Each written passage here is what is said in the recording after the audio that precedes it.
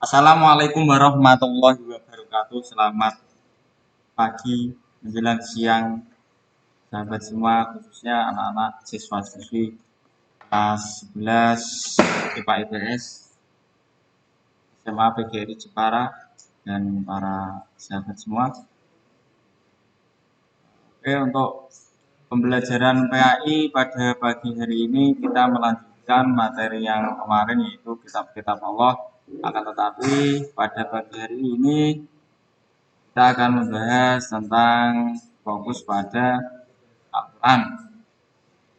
Namun sebelum pembelajaran kita mulai, seperti biasa kita berdoa dulu dengan membaca umul kitab dan doa sebelum belajar. Bismillahirrahmanirrahim. Alhamdulillahirabbil alamin arrahmanir rahim. Maliki yaumiddin. Iyyaka na'budu wa iyyaka nasta'in. Ihdinas siratal mustaqim. Siratal ladzina an'amta 'alaihim ghairil maghdubi 'alaihim waladdallin. Amin. Raditu billahi rabba wa bil islami dina wa bi Muhammadin nabiyya wa rasula. Rabbi zidni ilma warzuqni fahma. Amin ya rabbal alamin. Oke, pembelajaran pada pagi hari ini kita membahas Al-Quran kitabullah terakhir, yaitu diantaranya kitab Al-Quran sebagai pedoman dan sebagai mukjizat dari Allah Subhanahu wa taala yang diberikan kepada Nabi Muhammad SAW. Ini kalian bisa membaca tabel berikut. Al-Quran sebagai pedoman, diantaranya kedudukan Al-Quran itu sama, maksudnya dalam hal kitab samawi ya, Taurat, Zabur, Injil. Di sini bisa dibaca, diketahui sejarahnya dan diyakini keberadaannya. Taurat, Zabur, Injil, Al-Quran diketahui sejarahnya, diyakini keberadaannya, dibaca, dipahami dan dipedomani isinya. Yang Taurat, Zabur diagramnya menerapkan perilaku transaksi dan saling menghargai. Al-Quran menerapkan perilaku mencintai Al-Quran, rajin beribadah dan menjauhi, maaf ini tabelnya kurang ya, menjauhi maksiat. Nah, terus next dari keempat kitab tersebut atau kitab sami tersebut, yaitu fokus pada satu pembahasan Al-Quran sebagai nanti selanjutnya ya. Namun sebelum kita membahas hal tersebut, kita ketahui bahwa nama-nama Al-Quran dalam Al-Quran itu ada beberapa macam, diantaranya ada 5. Yang pertama Al-Huda, artinya Al-Quran sebagai petunjuk seluruh umat manusia. Yang kedua Al-Quran artinya sebagai pembeda antara yang baik dan yang buruk, atau yang pembeda antara yang hak dan yang batil. Yang ketiga Asy-Syifa, artinya Al-Quran sebagai penawar atau obat penenang hati. Yang keempat, kalau yang ketiga ini kayak saya ingat dalam surat apa ya? Cuma ayatnya yang berbunyi wa nunazzilinal qur'ani ma huwa syifaa'un wa rahmatul lil mu'minin wa la yazidul zalimina illa khasara. Yang keempat, azkar, artinya Al-Qur'an sebagai peringatan adanya ancaman dan balasan. Yang kelima, Alkitab, artinya Al-Qur'an sebagai firman Allah Subhanahu wa taala yang dibukukan. Ini Nahl ayat 4 halnya yang dibunyinya Bismillahirrahmanirrahim. Bil bayyinati was zaburi wa anzalna ilaika dzikra litubayyana lin-nasi ma nuzila 'alaihim la'allahum yatafakkarun. Artinya keterangan-keterangan atau mukjizat dan kitab-kitab. Dan kami turunkan kepadamu Al-Quran agar kamu menerangkan pada umat manusia apa yang telah diturunkan kepada mereka dan supaya mereka memikirkan. Oke, next. Yang kedua tadi kan Al-Quran sebagai pedoman, yang kedua Al-Quran sebagai mukjizat. Kenapa toh Al-Quran itu bisa dikatakan sebagai mukjizat? Karena yang pertama Al-Quran itu mudah dimengerti dan dihafal. Yang kedua enak dibaca, didengar dan tidak membosankan. Yang ketiga isinya mencakup semua sisi kehidupan manusia, dalam rangka mencapai kebahagiaan dunia akhirat. Yang keempat, tidak ada satupun makhluk yang dapat membuat serupa seperti Al-Quran, seperti keterangan yang ada di Quran surat Al-Isra ayat 8 yang bunyinya A'udzu billahi minasyaitonir rajim. Bismillahirrahmanirrahim. Qul la in istama'atil insu wal jinnu 'ala an ya'tu bimithli hadzal qur'ani la ya'tuna bimithlihi walau kana ba'dhuhum li ba'din dhahira.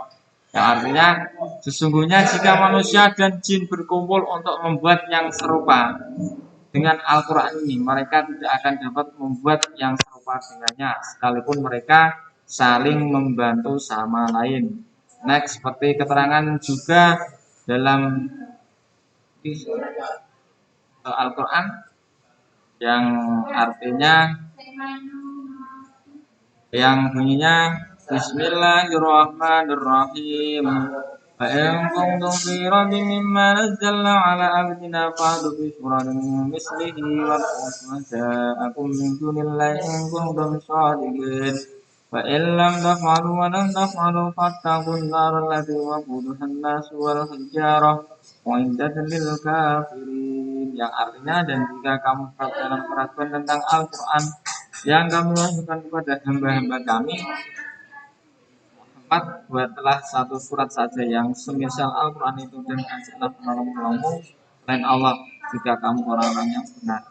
Maka jika kamu tidak dapat membuatnya, dan pasti kamu tidak akan dapat membuatnya, balirihalah dirimu dari neraka yang bahan manusia dan batu yang disediakan bagi orang-orang kafir. Next, isi Al-Quran itu ada beberapa isi pokok Al-Quran, diantaranya akidah atau keimanan, yang kedua ibadah, baik ibadah mahdhah maupun ghairu mahdhah, yang ketiga akhlak seorang hamba kepada sang khalik, kepada sesama manusia dan alam sekitarnya.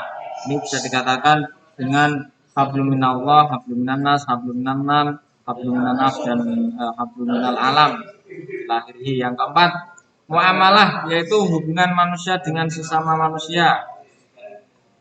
Yang kelima, hisah, yaitu cerita Nabi dan Rasul, orang-orang soleh dan seorang yang ingkar.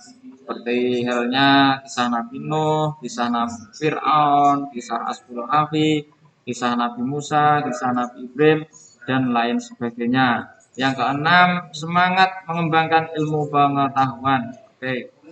Keistimewaan Al-Quran, adapun keistimewaan kitab suci Al-Quran sebagai berikut. Di antaranya sebagai petunjuk dan rahmat bagi orang-orang yang beriman dan bertakwa. Yang kedua, sebagai informasi kepada setiap umat bahwa Nabi dan Rasul terdahulu mempunyai syariat atau aturan dan cara masing-masing dalam menyembah Allah Subhanahu wa taala. Yang ketiga, Al-Quran sebagai kitab suci terakhir dan terjamin keasliannya. Yang keempat, Al-Quran tidak dapat tertandingi oleh ide-ide manusia yang ingin menyimpangkannya. Yang kelima, membaca dan mempelajari Al-Quran merupakan ibadah. Oke, next. Berlaku mulia bagi yang mengimani kitab-kitab Allah, yaitu yang pertama, yakini bahwa kitab-kitab suci sebelum Al-Quran datang dari Allah SWT, tetapi akhirnya tidak murni lagi sebab dicampur adukan dengan ide-ide manusia di zamannya. Yang kedua, Al-Quran sudah dijaga kemurniannya oleh Allah SWT sampai sekarang. Umat Islam sudah sebagai penjaganya. Menjaga kemurnian Al-Quran adalah tugas kita sebagai muslim. Satu cara menjaga Al-Quran adalah dengan berusaha menghormati, memuliakan, dan menjunjung tinggi kitab suci Al-Quran dan menghafalkannya. Yang ketiga, menjadikan Al-Quran sebagai petunjuk dan pedoman hidup dan tidak sekali-kali berpedoman kepada selain Al-Quran. Yang keempat, berusaha untuk membaca Al-Quran dalam segala kesempatan dikala suka maupun duka, kemudian belajar memahami arti dan isinya. Yang kelima, berusaha untuk mengamalkan isi Al-Quran di dalam kehidupan sehari-hari, baik di waktu sempit maupun waktu lapang. Oke, pembelajaran pada pagi hari ini, nanti jika ada pertanyaan bisa di kolom komentar atau di grup seperti biasa. Oke, kita akhiri dengan membaca doa sudah belajar. Bismillahirrahmanirrahim. Allahumma inni astaghfiruka ma 'allamtani farfidhu ilayya inda hajati ilayhi wala tangsanihi ya rabbal alamin. Oke, sebelum kami tutup jangan lupa para anak-anak khususnya sama PGRI Jepara untuk like dan subscribe dan komen-komen di kolom komentar. Oke, cukup sekian pertemuan pada pagi hari ini. Jika ada salah kata dari awal sampai akhir, saya minta maaf yang sebesar-besarnya. Walafu minkum, wassalamualaikum warahmatullahi wabarakatuh.